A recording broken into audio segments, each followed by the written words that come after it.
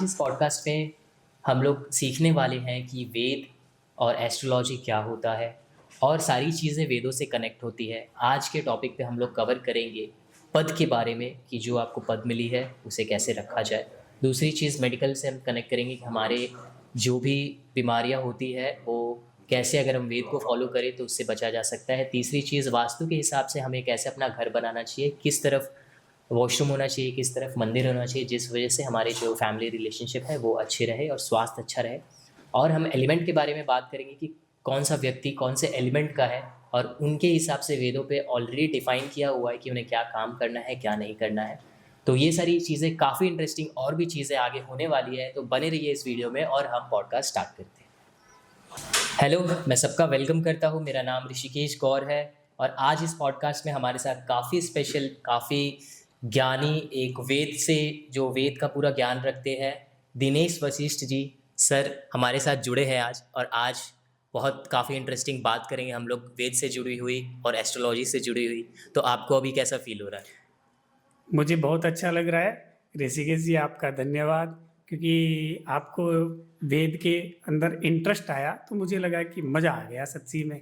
और ये एक सत्य भी है ये कि जीवन में है ना, कोई बोले ये सत्य है, कोई बोले ये सत्य है, मैं वहाँ से बोल रहा हूँ। अगर रियल में जाए तो यूनिवर्स का लो जो सिद्धांत है वो वेद में है, और वेद के मंत्र का जो प्रूफ है वो जीवन को बदलने वाला है।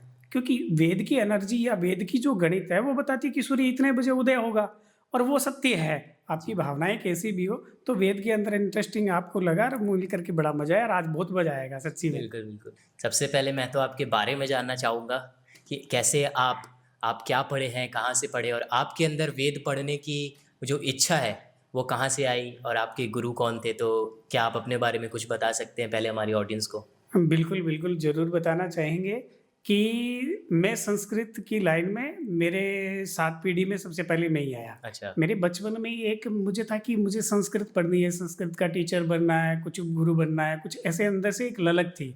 तो मैं संस्कृत लाइन में आ गया, और फिर ज्योतिष और वेद के ज्ञाता जो मुझे मिले, डॉक्टर अनिल आचार्य जी, गुरुदेव मेरे, वो मिलिट्री में थी शुरुआत के अंदर में। फिर उन्होंने नासा भी जॉइन किया और डॉक्टरी की पदवी की। उन्होंने कई पीएचडी की। तो उनका सानिध्य मिला तो जीवन में परिवर्तन होता गया। और एक ये भी होता है ना कि यूनिवर्स बना के भेजता है आपको, तो उस तरह की जर्नी आपको चलनी भी पड़ती है। तो फिर हो गया ये सब। तो आपका ऐसा मानना है कि यहाँ जो कुछ भी धरती पे हो रहा है, वो यूनिवर्स पे पहले ही रचा हुआ है कि वो उसी तरीके से होगा, समथिंग, कुछ वैसा ही? समथिंग। तो आज आपको प्रैक्टिस करते हुए कितने साल हो गए? मेरे को 2001 से इसी में हूँ, संस्कृत लाइन में ही हूँ। और 2007 के बाद मेरी अच्छी जर्नी रही है वेद के अंदर में। और मैंने ये सिद्धांत देखा कि जो कुछ हो रहा है वो एक गणित के थ्रू मान लीजिए, चाहे वो फिक्स मान लीजिए, लेकिन समथिंग एक एनर्जी का रोल है। अगर अपनी चेंजिंग करना है तो चेंजिंग भी कर सकते हैं, इसलिए वास्तु का बड़ा रोल आता है। और फिक्स है वो ज्योतिष है, ज्योतिष में लिखा गया वो फिक्स है, वो टाइम आपके हिसाब से। लेकिन उस एनर्जी को अगर आपको चेंज करना है तो वास्तु आपके लिए परफेक्ट है। आज मैं वेद और इससे जुड़ी बहुत चीज़ें आपसे सीखने वाला हूँ। मेरी तो थोड़ी-सी नॉलेज है इस पे, बट इसीलिए मैं पॉडकास्ट कर रहा हूँ कि आज वेद और लाल किताब ये सारी चीज़ों के बारे में आपसे बहुत सारा मैं ज्ञान ले पाऊँ। तो मैंने लाल किताब के बारे में कुछ-कुछ सुना है, तो आप बता सकते हैं कि वो क्या-क्या है वेद, लाल किताब? और जैसे लोग रेफ़रेंस देते हैं कि ऐसा वेदों में लिखा है, तो सिर्फ़ ऐसा बोल देते हैं वेदों में लिखा है कि क्या, वो समझ नहीं आता थोड़ा? पहली बात तो मैं ये कहूँगा कि यंग जनरेशन और इस तरह की लालायिकता, इस यंग जनरेशन में इस तरह का अगर वो देखने को मिलता है ना, जी, वेद के प्रति या ईश्वर के प्रति या साइंस के प्रति, तो मन में बड़ा हर्ष होता है।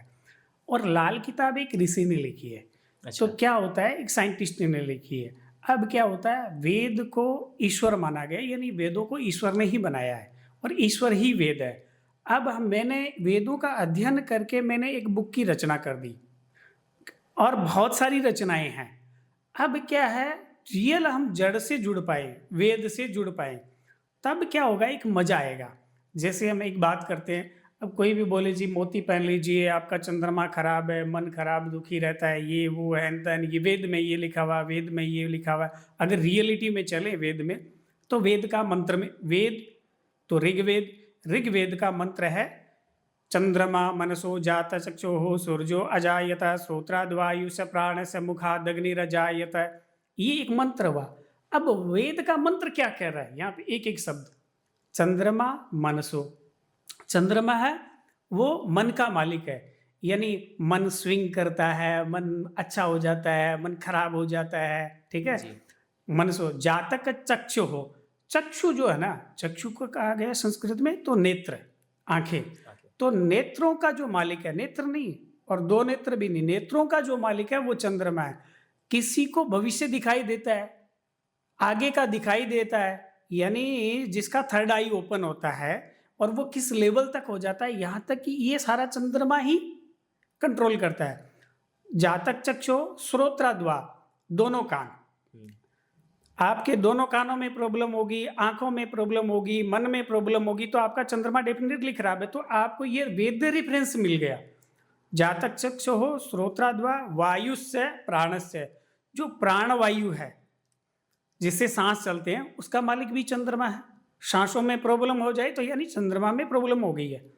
मुखाद अग्निरजायत है, मुख, चेहरे पे पानी हो ना तो पता चलता है कि चंद्रमा शानदार है।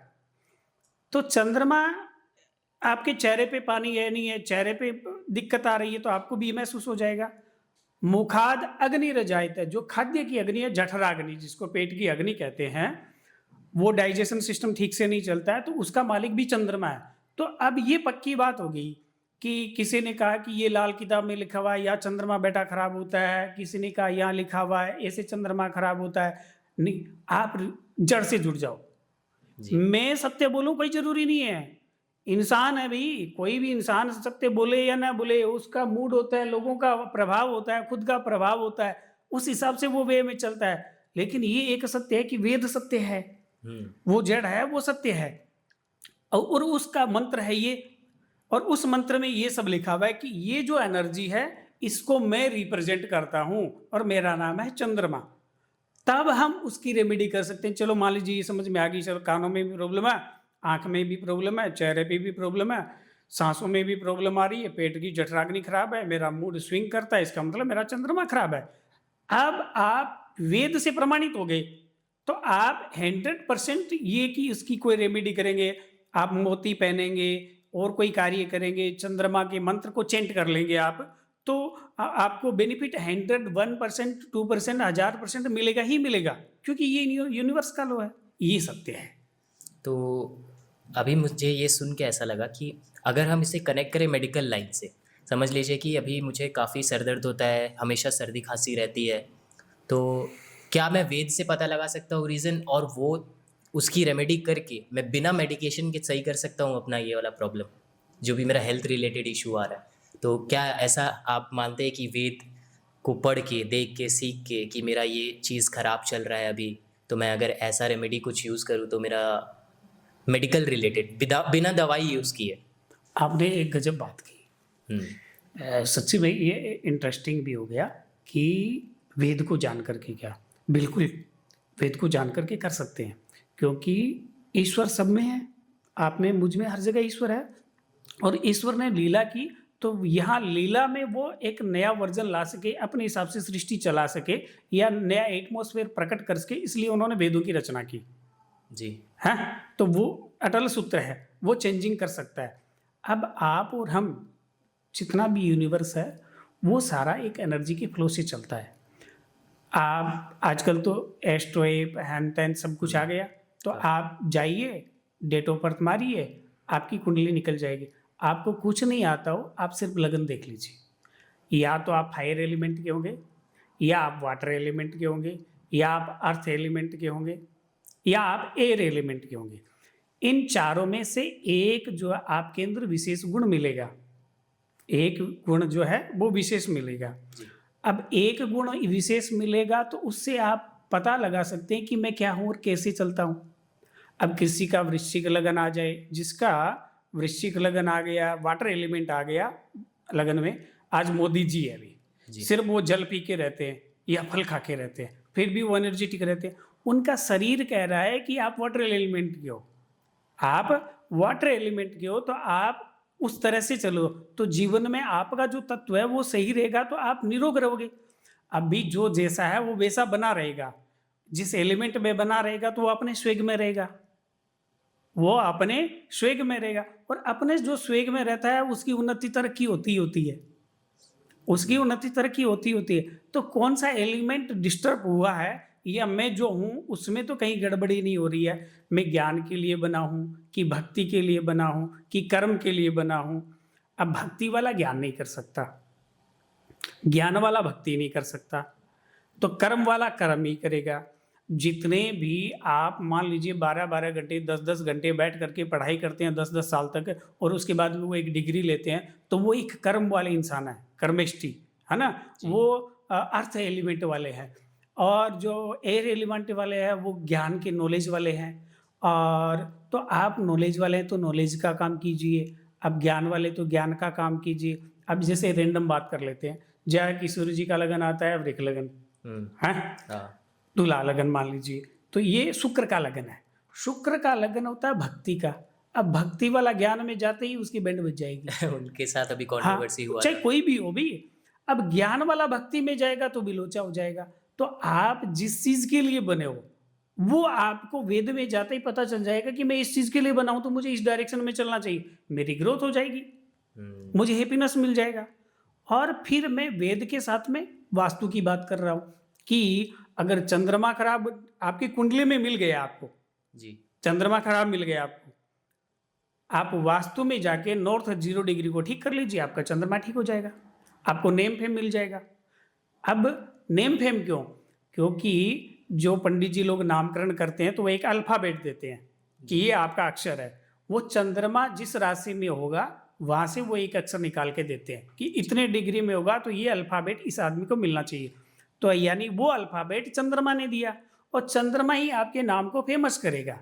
चाहे आपका नाम का जो नाम होता है, चाहे वो एक व्यापार का नाम हो, चाहे आपका नाम हो, चाहे वो किसी चीज़ का एक नाम हो, नाम फेमस करने का, नाम को ग्रो देने का काम चंद्रमा का है। तो वास्तु में जाके नॉर्थ 0 डिग्री में उसका इलाज कर लीजिए, वो परफेक्ट हो जाएगा। इसीलिए मैंने देखा है काफ़ी बॉलीवुड एक्टर और एक्ट्रेस हैं जिन्होंने अपना नाम चेंज किया है, जैसे कि अक्षय कुमार है, कियारा हाँ, आडवाणी है। गोविंदा सर ने भी 11 बार 13 बार किया था।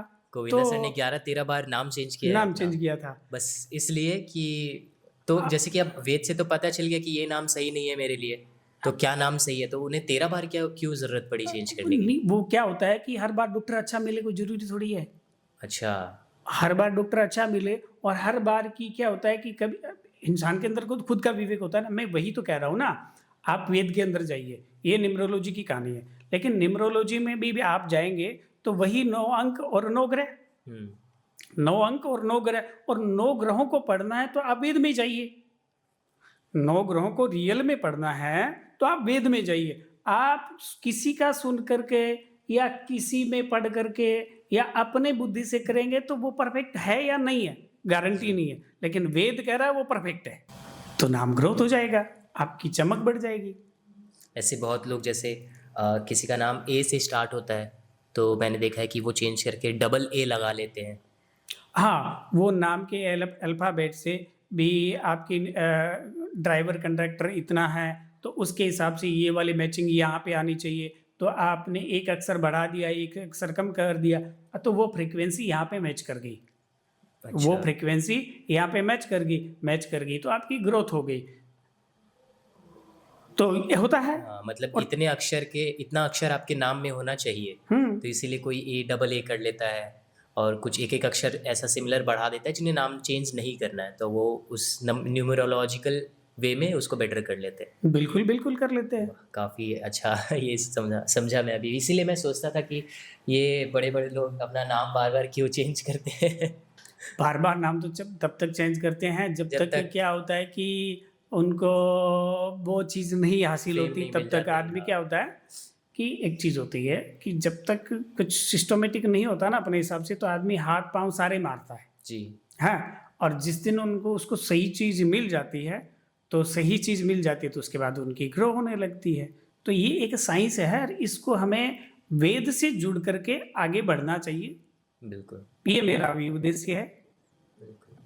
तो आपको क्या लगता है कि ये जो हम लोग आजकल जो जितने भी घर बनते हैं या हमारे घर में कि कहाँ क्या चीज़ होना चाहिए, बाथरूम इस जगह जगह होना चाहिए, घर का एंट्री इस जगह होना चाहिए, वो वास्तु के हिसाब से सब आजकल बनाता है। तो उससे क्या फ़र्क पड़ता है घर के ग्रोथ में, रिलेशनशिप में, फैमिली में? तो क्या ये वास्तु के हिसाब से बनाना ज़रूरी है? ज़रूरी है। वास्तु के हिसाब से बनाना हुँ, बहुत ही ज़रूरी है। अब वास्तु के हिसाब से बनाना इसलिए भी ज़रूरी है कि एक तो वो यूनिवर्सल एनर्जी है, हुँ, हाँ? और उसके हिसाब से आपको जो चाहिए वो मिल जाएगा, जो चाहिए वो मिल जाएगा।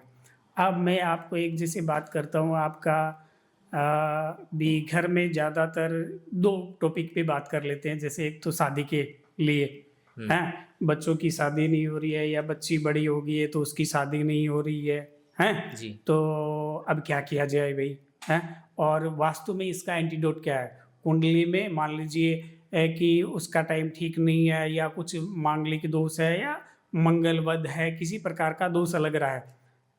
वास्तु में जाकर के उसको कैसे ठीक कर सकते हैं?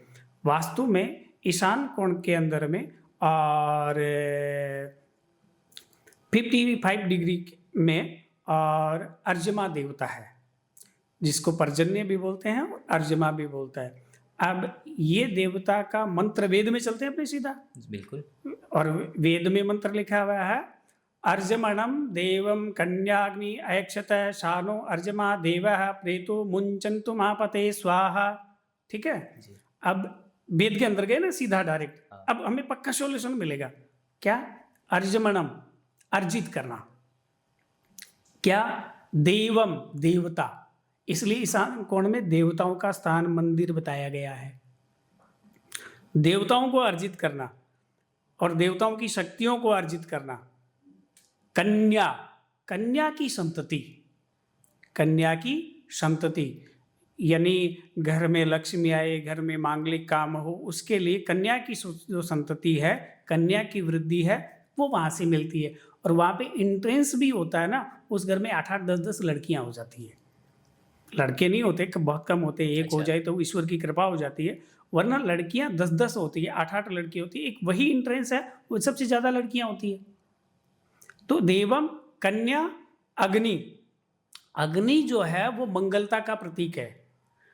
भी मांगलिक कार्य जो है वो अग्नि से संबंधित है, और अग्नि से संबंधित है तो वहाँ पे ये भी कहा जाता है कि मंदिर इसलिए हो गया कि मंदिर दीपक भी न सुना, हुँ, और दीपक जलेगी तो अग्नि होगी। तो वेद का रेफरेंस सही आ रहा है ना। कई लोग बोल देते हैं एलिमेंट्स के हिसाब से भी, वो तो वही जल तत्व का है भी ईशान कोण, वहाँ तो मंदिर होना नहीं चाहिए। जी, भी बहुत लोग बोल रहे हैं कि जो ईशान कोण है या नॉर्थ है वो वाटर एलिमेंट का है, और वाटर एलिमेंट में फायर नहीं होना चाहिए। ये आपका या किसी का या किसी ने अपने हिसाब से व्यू दिया। आप वेद के पास जाइए ना, आप सीधे वेद के पास जाइए, और वेद क्या कह रहा है? कन्या अग्नि, अर्जमणम देवम कन्याग्नि सानो अर्जमा देवः प्रेतो मुंचन्तु मापते स्वाहा। प्रेतो, मुंचन्तु, प्रेत तत्व जिसको कहते हैं, मुंचतु यानी उसका नाश करने वाला, मुच्यते शब्द से नाश करने वाला, यानी उस घर में बैड एनर्जी का नाश हो जाता है। और वो जो एनर्जी है उसका नाम है पर्जन्य और अर्जमा देवता। और वो जगह सही है, वो डायरेक्शन सही है, तो इन चीज़ों में आपको इम्प्रूव हो जाएगा। जी, अगर वो आपने मंदिर बना लिया तो वो एनर्जी शानदार हो गई, अगर वहीं आपने टॉयलेट बना लिया तो गलत हो जाएगा। हुँ, भाई मैं कह रहा हूँ, मैं वो कह रहा है उस किताब में लिखा है, उस किताब में लिखा है, वेद में क्या लिखा है? वेद जड़ है, और वेद के अंदर गए, वेद में हमने मंत्र पढ़ा, और वेद के मंत्र में एकदम क्लियरिटी से आ गया कि साहब ये बात है। अब अपने को समझ में आ गई क्योंकि वो अटल सत्य है। जी। तो जितने बिल्डर्स आजकल बिल्डिंग्स वगैरह बना रहे हैं, तो वो जितना भी स्टार्ट करते होंगे काम, वो तो प्रॉपर एस्ट्रोलॉजर से मिलके, समझ के, वास्तु सब डिज़ाइन विज़ाइन करने के बाद काम स्टार्ट करते होंगे। बिल्कुल, काफ़ी लोग करते हैं, लेकिन काफ़ी लोग नहीं भी करते हैं। तो जो नहीं क्योंकि करते हैं नहीं भी करते हैं वो इसलिए कि पहली चीज़ तो कि कुछ चीज़ें हैं वो उनको जीवन में हमेशा फ्री में मिली है ना। हाँ, तो और दूसरी बात क्या होता है कि पैसा एक ऐसी चीज़ है कि फिर बुद्धि काम करे या न करे, ज़रूरी नहीं है। लेकिन ये सत्य बात है, चाहे आप बिल्डर्स हो, चाहे वो धरती के अमीर आदमी हो, चाहे आप गरीब आदमी हो, यूनिवर्स का लॉ सबके लिए एक जैसा है। अब मान लीजिए किसी ने वेस्ट में गड्ढा बना दिया, या किसी ने वेस्ट में पानी दे दिया, या किसी के वेस्ट में बहुत बड़े शीशे आ गए, तो वो बिल्डिंग जल्दी से ग्रो नहीं हो पाएगी। अगर मान लीजिए बिल्डिंग बनाने के शुरुआत में बना रहे थे, तो वहाँ पे लिफ्ट दे दी तो वहाँ पे खड्डा हो गया, वो ग्रो ही नहीं कर पाएगा। और उन फ्लैटों में हमेशा ग्रो वाली दिक्कत आएगी, उन्नति तरक्की में दिक्कत आएगी और काम रुके रहेंगे। हो सकता है कई बार कोर्ट कचहरी भी हो जाती है, हो सकता है बहुत बार कोर्ट कचहरी भी हो जाती है। तो ये वेद का सिस्टम जानते हुए जो लोग कर रहे हैं, बहुत सारे मान भी रहे हैं, और मैंने भी कई जगह तो वो लोग मानते हैं और करते हैं, तो उनकी तरक्की भी वैसी होती है। 2 का 5 मिलता है भाई, सीधी सी बात, जो आप डिजर्व करोगे यूनिवर्स आपको देगा। अगर आप वेद के हिसाब से चलेंगे तो बिल्कुल बिल्कुल। तो मतलब आप कह रहे हैं कि अगर मैं नया फ्लैट खरीदने जा रहा हूँ एक बिल्डिंग में, तो सबसे पहले मैं देखूँ कि उसके वेस्ट पे लिफ्ट है कि नहीं, गड्ढा है कि नहीं। हाँ, वो तो देखना ही चाहिए, वो मुझे देखना चाहिए। वो तो देखना ही चाहिए। बट आपके घर का हाँ। जो चारदीवारी आपको मिली है, हाँ, जो चारदीवारी आपको मिली है, उसमें आपका प्लेसमेंट आपके हिसाब से होना चाहिए। आप है वाटर एलिमेंट के, आपने अच्छा। अग्नि कोण में अपना बेडरूम बना लिया तो दिक्कत हो जाएगी। आप है एयर एलिमेंट के, अरे आपने नॉर्थ वेस्ट में, सारी दुनिया कहती है पित्र का जोन होता है या नॉर्थ वेस्ट होता है, नॉर्थ वेस्ट होता है, वो नॉर्थ पित्र के जोन में भी बनाने के लिए कहते हैं सभी कोई कि वहाँ पे मास्टर बेडरूम होना चाहिए। अगर वहाँ पे मास्टर बेडरूम है, लेकिन जो एयर एलिमेंट का उसके लिए ठीक नहीं है। कारण क्या है, हवा जो है ना धरती में आके फंस जाती है, धरती में आके फंस जाती है। तो इसलिए एयर एलिमेंट वाले को तो वहाँ पे मास्टर बेडरूम नहीं बनाना चाहिए। और घर में बहुत सारी चीज़ें होती है, उनको सुव्यवस्थित कर ले इंसान अपने हिसाब से, तो उसकी तरक्की, उन्नति और खुशी जरूर है। देखिए, जिंदगी जीने के लिए मिली है जी। हर पल को जीने के मिली है। मोटिवेशन तो आप दिन में 50 बार सुन लेंगे, हाँ। लेकिन कहेंगे जी घर में अकेले मत बैठो, शादी ब्याह में जाओ, यहाँ जाओ वहाँ जाओ। अगर आप मन से दुखी हो तो शादी में जाके भी आप 7 स्टार होटल में भी जाके दुखी रहोगे। खुशी बाहर से बाद में मिलती है, पहले भीतर से मिलती है, पहले भीतर से मिलती है। तो आपके भीतर की प्रकृति को प्रभावित करती है आपका घर का वास्तु, सबसे मोस्ट। एक डाउट था, जैसे आप बोल रहे हैं कि जो वाटर एलिमेंट का है उनको अपने नॉर्थ में जो पित्र वाला जगह है वहाँ मास्टर बेडरूम बनाना चाहिए। नहीं, लेकिन अगर मेरी पार्टनर, समझ लीजिए मैं वाटर एलिमेंट का हूँ, मैंने बना लिया, वो मेरे वास्तु के हिसाब से सही है, लेकिन जो मेरी पार्टनर है वो फायर एलिमेंट की है, उनके हिसाब से वो वहाँ नहीं होना चाहिए, जो कि आपने अभी कहा। फायर एलिमेंट वहाँ चलेगा जी। एयर एलिमेंट नहीं जा एयर, हाँ समझ लीजिए हाँ। एयर एलिमेंट है वो। हाँ। मेरी पार्टनर एयर एलिमेंट है, हम लोग दोनों को मास्टर बेडरूम में रहना है। हाँ। मेरे हिसाब से, मेरे वास्तु के हिसाब से, मेरे वेद के हिसाब से वो रूम मास्टर बेडरूम नॉर्थ में होना चाहिए, बट उनके हिसाब से नहीं होना चाहिए। हाँ। तो अब हमारे में झगड़ा होगा, इसका मतलब है। अब उनको शरीर से तकलीफ होगी, अच्छा। उनको शरीर से तकलीफ होगी भी। पानी को आग में डालेंगे तो या तो आग बुझेगी और पानी कम होगा, तो तकलीफ तो हो ही गई ना। इसीलिए कुंडली मिलाया जाता है। हाँ। लड़का लड़की का। तो लड़की लड़की में कुंडली में मिलाते हैं तो ज्यादातर क्या मिलाते हैं, सबसे पहले तो एलिमेंट ही मिलाते हैं ना भाई। ओके। सबसे पहले तो एलिमेंट ही मिलाते हैं ना। जिनका एलिमेंट नहीं मिलता है उनके गुण भी सबसे कम ही मिलते हैं। हालांकि गुणों की जो प्रधानता है, और जिसको आज सब लोग शिखर पे लेके गए हैं, गुण तो ढाई भी मिले फिर भी शादियां होती है। हाँ। और वो चलती भी है। चलती भी। लेकिन एलिमेंट्स जो है, आपका रेफरेंस जो है, और उसके हिसाब से बेनिफिट है कि नहीं है, वो काम करेगा ही करेगा, वो वर्क करेगा ही करेगा। तो आप यूथ को ये बोलना चाहते हैं कि अगर वो दोस्ती कर रहे हैं किसी से, तो पहले उनका पता करें कि वो कौन से एलिमेंट के है, तो वो बेटर रहेगा। एक चीज़ और भी बताऊं आपको। हाँ। मान लीजिए कोई जोश में होश को दे तो अलग बात है, ठीक है ना। हाँ। इसलिए वो कहते हैं ना, कहीं जोश ने खोदे होश में, कहीं होश ने खोदे जोश में देखने वाला। तो जोश जोश में किसी ने महीने 2 महीने में होश को दिया तो अलग बात है, लेकिन 6 महीने भी अगर किसी के साथ बॉन्डिंग देखेंगे आप तो बनेगी नहीं। अच्छा, ये दोस्ती में भी होता है, लड़का लड़का अगर दोस्त है और हाँ। उनका एलिमेंट्स अलग है तो उसमें तो वो नहीं बनेगी उनकी नहीं बनेगी। उनकी नहीं बनेगी, उनकी नहीं बनेगी। एक दूसरे का काउंटर है तो वो काउंटर करेगा ही करेगा।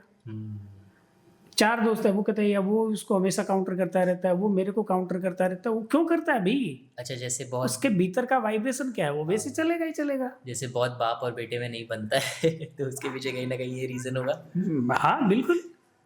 तो इसीलिए तो वेद की बात करें कि प्रत्येक आदमी बेसिक बातें वेद के हिसाब से जान जाए, तो वो घर में एक कैजुअली जान सकता है। मान लीजिए घर में बाप फायर एलिमेंट का है, हुँ, बेटा वाटर एलिमेंट का है और मदर एयर एलिमेंट की है। जी। तो अब कोई बात हो तो फायर एलिमेंट वाला वाटर एलिमेंट को बोलेगा ना, बेटे को बोलेगा बाप को, तो बाप को तकलीफ हो जाएगी।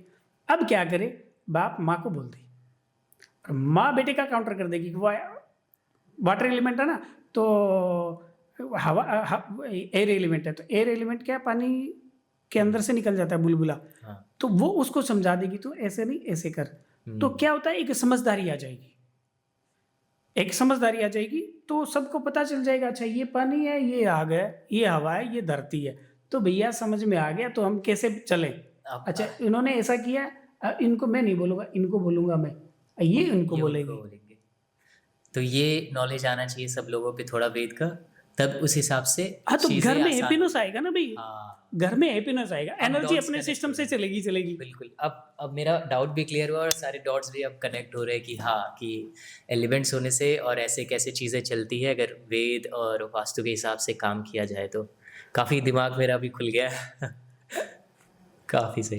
अब एक वेद नाम से एक क्या ओल्ड एक दिमाग में लगा हुआ है। जी। अरे नहीं, वेद कहता है मैं हर रोज नया और नूतन हूँ। ईश्वर कहता है मैं हर रोज नया और नूतन हूँ। मैं हर रोज नया हूँ। हुँ, तो आप उसके बाद और मैं सब कुछ पहले से ही हूँ।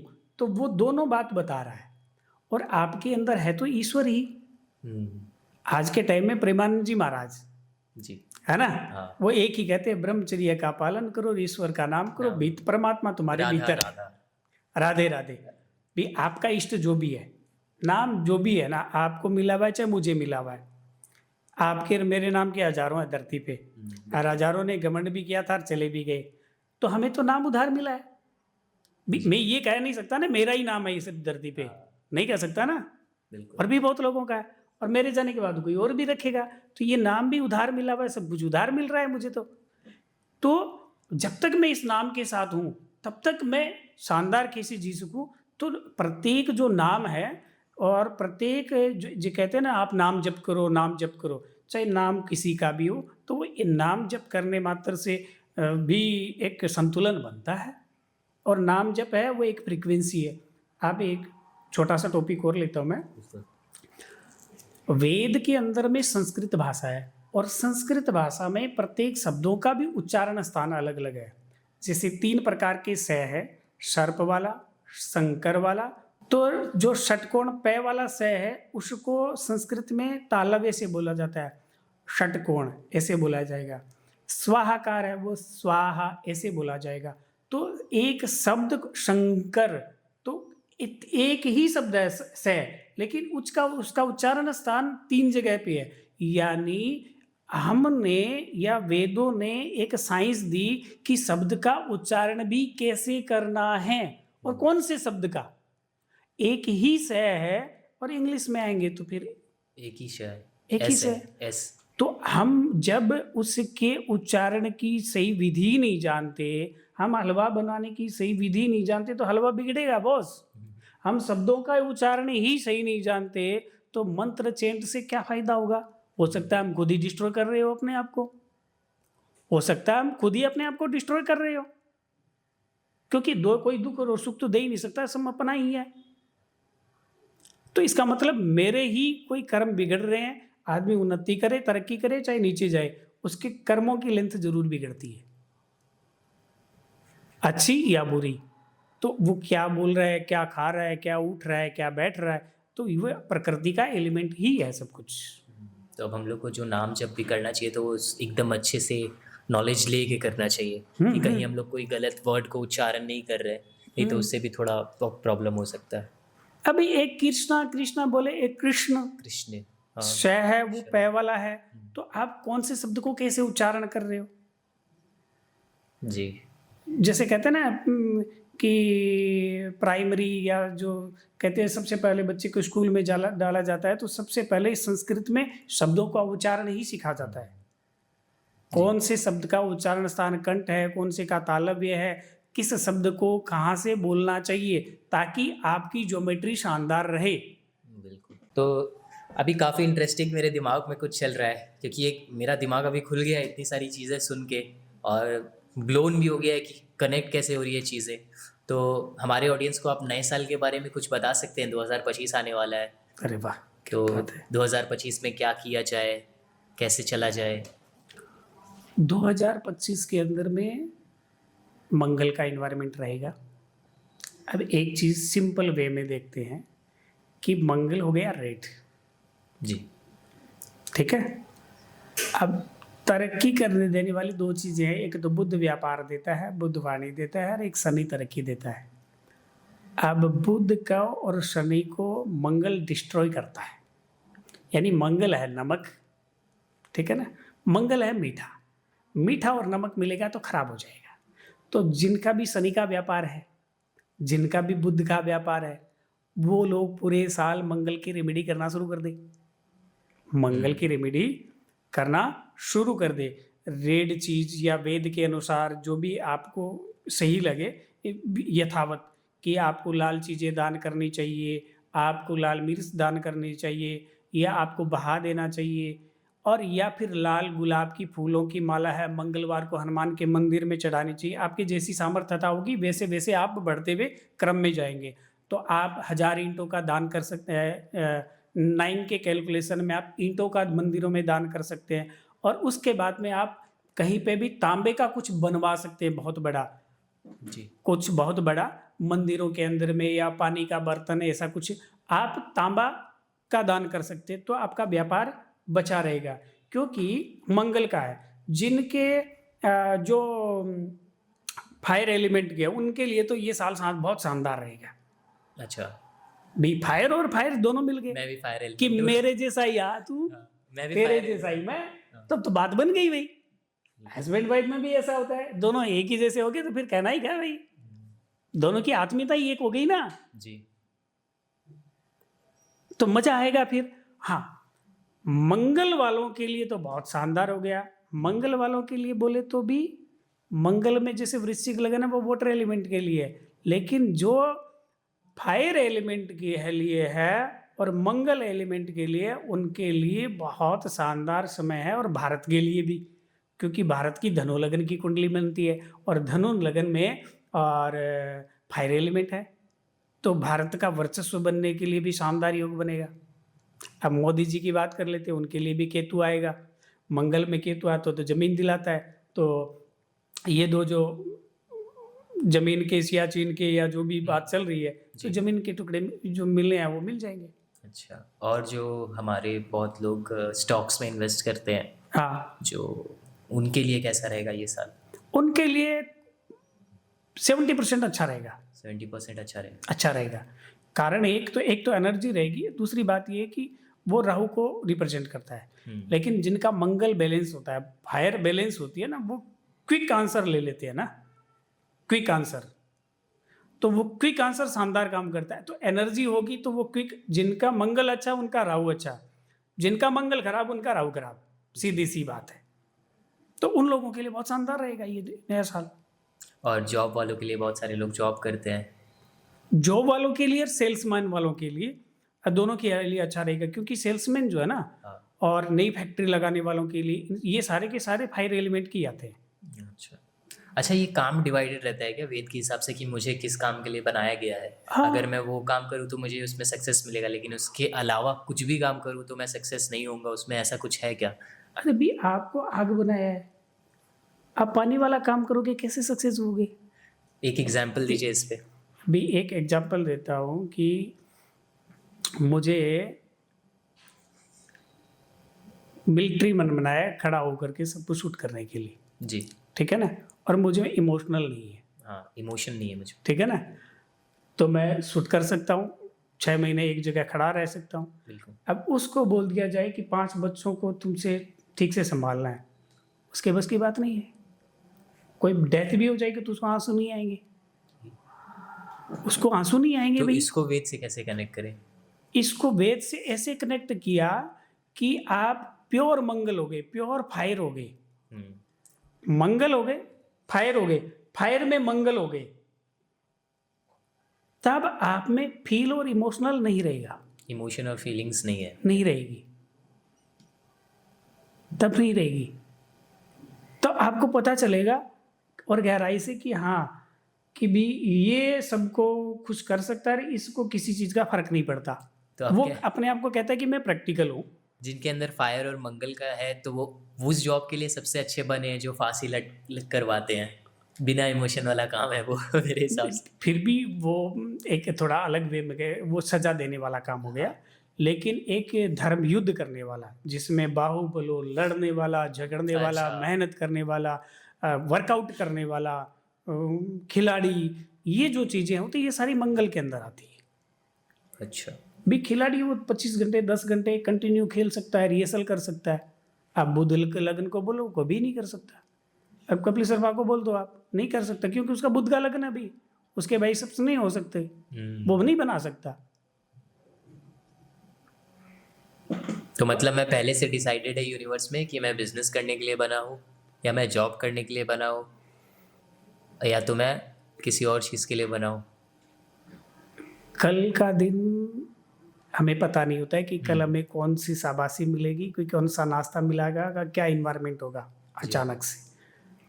एक मान लीजिए गेहूं का धान मान लीजिए, या गन्ने की खेती मान लीजिए, अब तो वो तो बन चुकी। हाँ, आप और हम पैदा हो चुके, यूनिवर्स ने हमें बनाया, हम चाह के पैदा नहीं हुए, और यूनिवर्स उनको डिस्ट्रॉय करेगा। अब उसके अंदर 6 महीने की 12 महीने की जर्नी, उसमें क्या गणित लगाओगे वो साहब?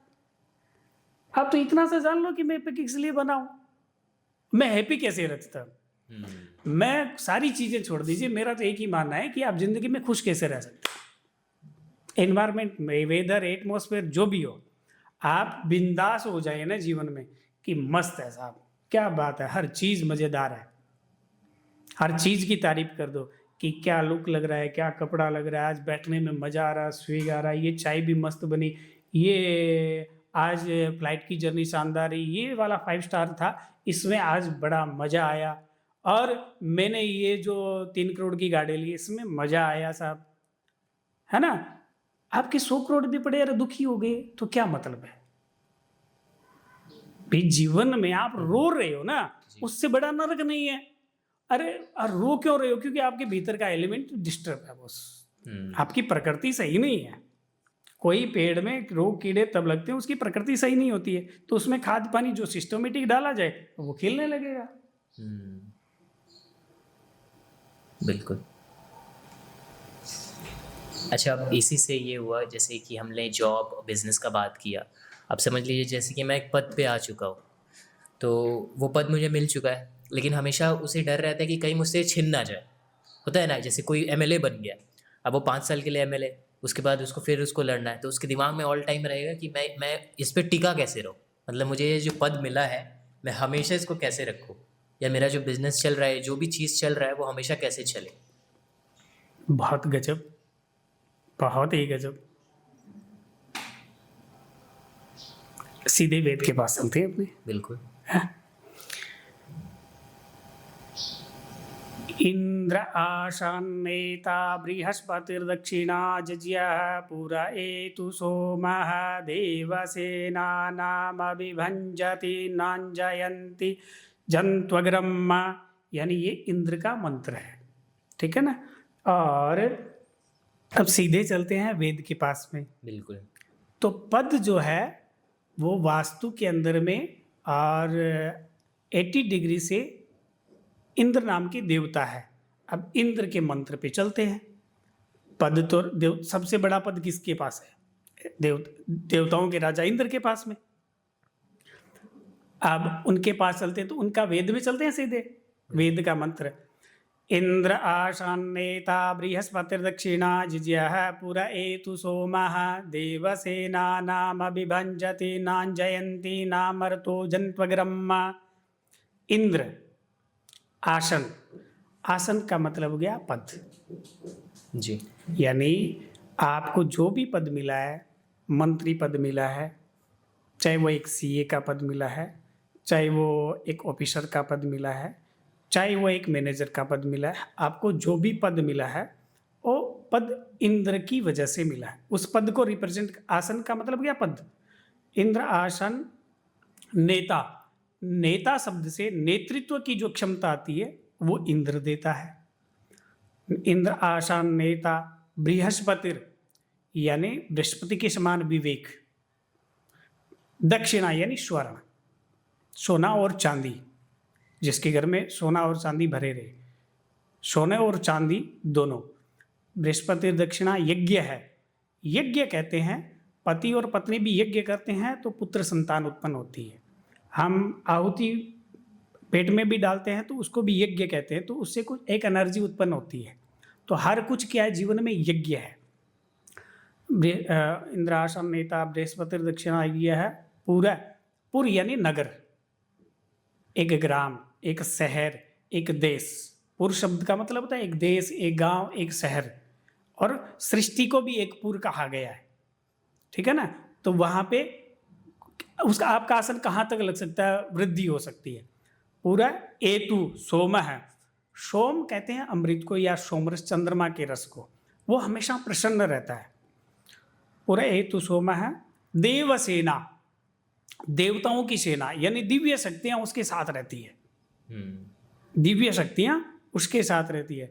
देवसेना नामभिभंजति यानी अनिष्टता को भंजन, यानी हम वेद के पास गए, वेद का ये मंत्र इंद्र का जोन जो है आपके घर में सही रहेगा तो आपका पदोन्नति होता रहेगा, आपको पद अच्छा मिलेगा, आपकी पद प्रतिष्ठा अच्छी रहेगी। आपके यानी पद संबंधित या ये जितने भी वाइब्रेशन थे आपके 80 डिग्री का जोन बता देगा।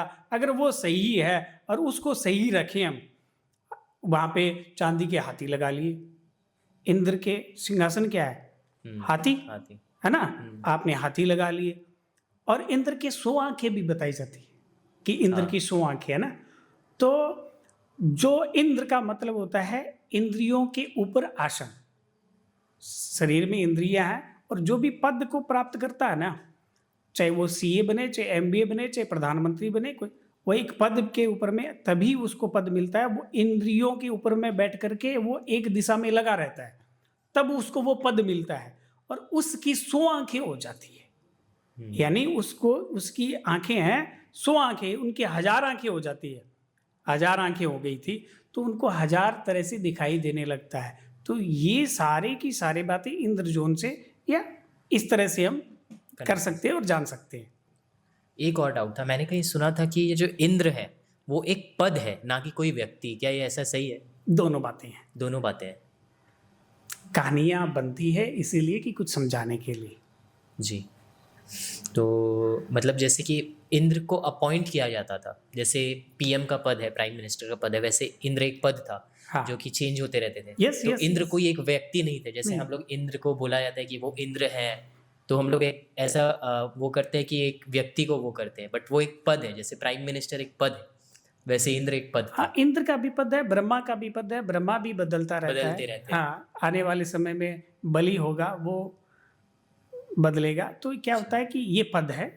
और एक और डाउट है सर, जैसे आपने बोला कि वेद में सब कुछ लिखा हुआ है कि आगे क्या होने वाला है, पीछे जो हुआ वो, तो जो वेद में लिखा है वो कब तक का लिखा है? लाइक कितने साल, 100 साल, 1000 साल? वेद में एक गणना है। आप अभी वेद को सिर्फ थोड़ा सा सुने हैं। वेद में एक हर चीज क्लियरिटी के साथ में, सृष्टि 4 अरब के साल, 4.5 अरब साल के बाद एक प्रलय काल आता है, यानी इतने समय तक कोई प्रलय काल नहीं आता। और उसमें यूनिवर्स किस तरह से चलता है और प्लैनेट्स कैसे चलते हैं, कैसे मनुष्यों की उम्र बढ़ती है, कैसे प्रकृति चलती है और कैसे मनुष्य सुखी हो सकता है, ये सारी चीज़ें उसमें दी हुई है। हर एक चीज़ क्लियरिटी के साथ में। तभी तो मैंने कहा अभी आपका मेरा किसी और का व्यू बदल सकता है, वेदों का व्यू हर चीज़ के बारे में एकदम परफेक्ट है। जैसे सारे ग्रह कनेक्ट करते हैं वेद में, तो आप जानती होंगे कि मार्स में अब लोग जीवन का निर्माण करने के ट्राई कर रहे हैं। मार्स पे नासा वाले और इसरो और अपने इलन मस्क, तो वेद में क्या पहले से ही डिफाइन है कि हाँ मार्स पे हम जीवन बना सकते हैं? अच्छा चल, एक आपको छोटे से आईक्यू से बात करते हैं नॉर्मली। जब भी आज के साइंटिस्ट है और पहले के ज़माने में ऋषि होते थे, उनको हम साइंटिस्ट बोलते हैं। अगर वो वहाँ पे पहुँचे नहीं, आप कहीं पे गए नहीं, जी। आपने रसगुल्ला खाया नहीं, तो आप रसगुल्ले के बारे में कैसे बता सकते हैं? उन्होंने उनकी गति, उनका स्वाद, उनका कलर, उनका हर एक चीज़ उन्होंने बता के रखा है, तो उन्होंने उसको जा कर के अच्छे से जिया होगा, तभी तो बता रहे हैं ना। एक लॉजिकली बात कर रहा हूँ मैं। हाँ। भाई जिस चीज़ को आप जानते ही नहीं, आप अमेरिका गए नहीं तो कितना बोलेंगे बॉस? लेकिन आप अमेरिका गए हैं, जी। है ना? और किंगडम यूनिवर्सिटी में पढ़े हैं आप, शानदार सी यूनिवर्सिटी, शानदार कुछ पढ़े हैं, तभी आप उसके बारे में एकदम खुल कर के बता पाएंगे, एक्सप्लेन कर पाएंगे। जी। उसके लॉ को बता पाएंगे, तभी बता पाएंगे ना उसको लॉ को, वरना उसके लॉ को कैसे बता पाएंगे? तो हर समय में एक नई फ्रीक्वेंसी आती है और नई प्रकार की एनर्जी बनती है, परिवर्तन चलता रहता है और पुरानी आत्माएं आती है, नए रूप में नया साकार, नया जीवन बदलता रहता है ना। भाई एक समय में मछली भी भगवान, मत्स्य अवतार भी, और इंसान भी भगवान, जी। सुअर शुकर भी भगवान। तो कोई कभी किसी को कोई खा रहा है, कभी किसी को कोई खा रहा है, लेकिन है तो सब में सृष्टि, है ना। जी। आपका नजरिया, आपका व्यू जो है ना, आप भीतर से जो सोच रहे हो ना, आपको वही दिखाई देता है। इसलिए कहते हैं कि वेदों के पास जाइए, थोड़े गुरुओं के पास जाइए, क्योंकि किताब तो आपको सीए की मिल जाएगी, लेकिन जब तक उसका टीचर पढ़ाएगा नहीं ना, तब तक आपको समझ में नहीं आएगा। शब्दों को वो प्राण डालते हैं। तो वेदों के पास जाएंगे, वेदों को सुनेंगे, तो आपको एक रियलिटी का पता चलेगा। वरना आपका जो नजरिया, आप रास्ते में जाते हुए, आपकी भीतर की चाहत है लड़की को देखना या गाड़ी को देखना या किसको देखना, भीतर की जो चाहत है वही देखेंगे आप। वही दिखेंगे। और आपने भीतर में अपनी दुनिया क्या बना रखी है, वो तो आपका विषय है। बिल्कुल सर, ये लड़की शब्द से एक चीज़ आया है मन में। अब इतना आपसे कनेक्ट हो चुका तो खुल के बात कर पा रहा हूँ कि ये लड़कियों को प्रपोज करने का भी कोई सही समय होता है क्या सर? होता है। पहले हाँ, हाँ, होता है। हाँ, बचपन में जब जब शुरुआत में सीखे थे, तो 7th हाउस में चंद्रमा हो, उस दिन आपके नाम से जी। 7वें घर में 7th हाउस में चंद्रमा हो, गोचर में, उस दिन जाके आप प्रपोज करिए। ना नहीं करेंगे। ना नहीं होगा। हाँ, ना नहीं होगा। देख हाँ, लो, सब सीख लो। क्या होगा, थप्पड़ नहीं पड़ेगा। ठीक है, ना करे न करे न करे वो अलग बात हो गई, लेकिन थप्पड़ नहीं पड़ेगा, वो ना नहीं कर सकते। काफ़ी सही सर, काफ़ी सही। आज यूथ काफ़ी कुछ सीखा है और उनकी ज़िंदगी में ये काम आएगा काफ़ी। अच्छा है, आपसे बात करके सर आज बहुत अच्छा लगा, हमें बहुत कुछ सीखने मिला, ऑडियंस को भी काफ़ी कुछ सीखने मिला होगा। और हम आज के लिए ये कार्यक्रम यहीं रोकते हैं। हम लोग आगे और काम करेंगे और लोगों तक वेद का चीज़ें, बातें पहुंचाएंगे ताकि उनको भी बेनिफिट हो। बट आज के लिए आपका बहुत बहुत थैंक यू हमारे साथ जुड़ने के लिए, और मैं विश करता हूँ कि आप स्वास्थ्य आपका हमेशा बना रहे। और मैं आपका भी धन्यवाद देता हूँ, दर्शकों से भी कहता हूँ कि आप है ना वेद से जुड़िए, ज़िंदगी को जिए, वो जीने के लिए ज़िंदगी मिली है। और आप जितने कमेंट करेंगे और जितना कुछ आपको पूछना है, कुछ भी आपके जीवन में आप किसी के बारे में एनालिसिस चाहते हैं, तो वो लिख के भेजिए, ताकि आपको भी और मिले और आपका भी मनोबल बढ़े और सबको नॉलेज भी मिले। Thank you. आप चैनल को सब्सक्राइब करिए हमारे, और जो भी आपका डाउट है आप कमेंट सेक्शन में पूछ सकते हैं। और सर के साथ हम लोग और भी वीडियोस करने वाले हैं आगे, और भी टॉपिक्स पे हम लोग बात करेंगे, सॉल्यूशन लेके आएंगे। आप अगर चाहते हैं कि हम इस पॉडकास्ट में और किसी स्पेसिफिक टॉपिक्स पे बात करें तो आप मुझे ज़रूर लिख के बताएं। हम लोग नेक्स्ट जब शूट करेंगे तो हम लोग उस टॉपिक को ज़रूर कवर करेंगे। तो आज के लिए इतना ही। Thank you sir.